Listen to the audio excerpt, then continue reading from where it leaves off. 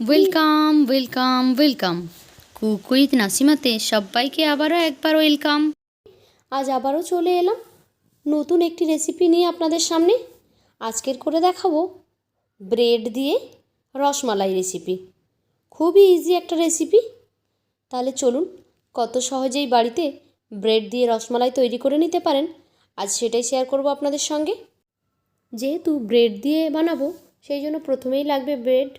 তো আমি এরকম একটা ছোট্ট কৌটোর ঢাকনা নিয়ে নিয়েছি।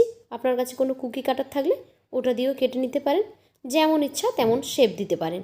আমি এভাবে ছোট ছোট করে গোল গোল টুকরো টুকরো করে কেটে নিচ্ছি। এর থেকে বড় সাইজ করেও আপনি কাটতে পারেন, কোনো সমস্যা নেই। আমি একটু ছোট ছোট করেই কেটেছি যাতে দেখতে একটু বেশি সুন্দর লাগে সেই জন্য। এখন এগুলোকে একটা সাইডে রেখে দিয়ে দুধটা রেডি করে নেব। প্রথমেই আমি গ্যাসে এখানে 1 লিটার দুধ বসিয়েছিলাম, এটা কিন্তু ফুটে ফুটে অর্ধেক হয়ে গেছে।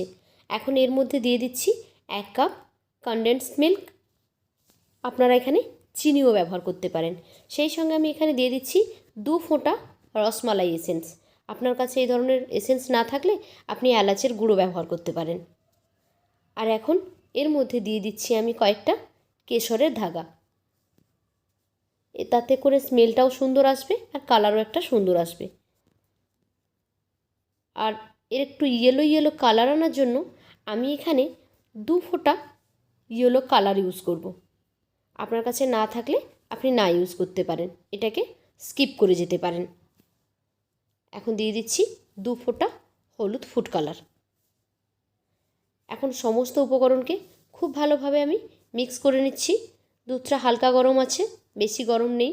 আমি অলরেডি দুধটাকে ফুটিয়ে রেখেছি। এখন দুধের মধ্যে সমস্ত উপকরণগুলো খুব ভালোভাবে মেল্ট হয়ে গেছে আর দুধের একটা হালকা ইয়েলো কালার এসেছে।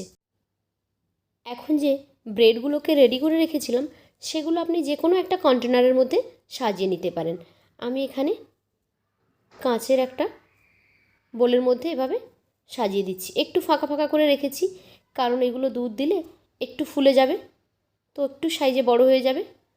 এখন এর মধ্যে যে দুধটাকে আমরা রেডি করলাম সেই দুধটাকে এর মধ্যে দিয়ে দিচ্ছি।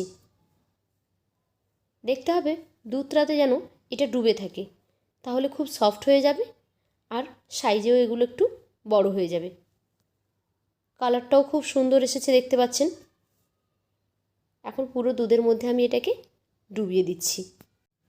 এটা ভীষণ মজার খেতে আর খুবই কম সময়ের মধ্যে তৈরি হয়ে যাবে। তাহলে একবার অবশ্যই কিন্তু বাড়িতে ট্রাই করতে পারেন। এখন এই উপর থেকে আমি কিছুটা ড্রাই ফ্রুটস দিয়ে দিচ্ছি। আমি কাজু, পেস্তা আর আমন্ড বাদামের কুচি নিয়ে উপর থেকে অল্প অল্প করে একটু ছড়িয়ে দিলাম। তো দেখুন হয়ে গেল রেডি আমাদের রসমালাই। এখন এটাকে আমি কিছুক্ষণের জন্য ফ্রিজে রেখে দেবো। একটু ঠান্ডা ঠান্ডা রসমালাই খেতে আমার ভীষণ ভালো লাগে, তো ফ্রিজ থেকে বের করে নিলাম। এখন একদম রেডি হয়ে গেছে রসমালাই। কার কাছে কেমন লেগেছে কমেন্ট করে জানাবেন। যদি ভালো লেগে থাকে তাহলে লাইক কমেন্ট অ্যান্ড শেয়ার করবেন। আর এমনই সহজ সরল রেসিপি পেতে আমার চ্যানেলটিকে সাবস্ক্রাইব করে বেল আইকনে ক্লিক করে নোটিফিকেশান অন করে দেবেন। তাহলে যখনই আমি কোনো নতুন ভিডিও আপলোড করব সেই ভিডিওর নোটিফিকেশান সবার আগে পৌঁছে যাবে আপনাদের ফোনে। তো আজকের মতো এই পর্যন্তই, ফিরে আসবো আগামীকাল নতুন একটি ভিডিও নিয়ে। ততক্ষণ সবাই ভালো থাকুন, সুস্থ থাকুন, টাটা।